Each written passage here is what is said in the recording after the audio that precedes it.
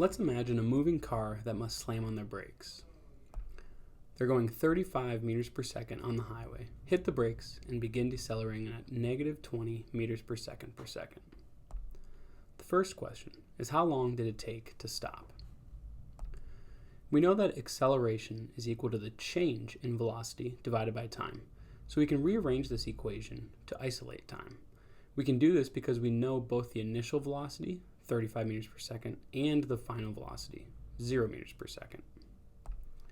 Dividing negative 35 meters per second, the change in velocity, by negative 20 meters per second, the acceleration, we get a stop time of 1.75 seconds, which is pretty quick. Next, we want to figure out the braking distance. We know that distance is equal to the average velocity times time. In the case of stopping, we know the average velocity is 35 plus 0 divided by 2, so 17.5 meters per second. We also know stopping took 1.75 seconds from the previous question.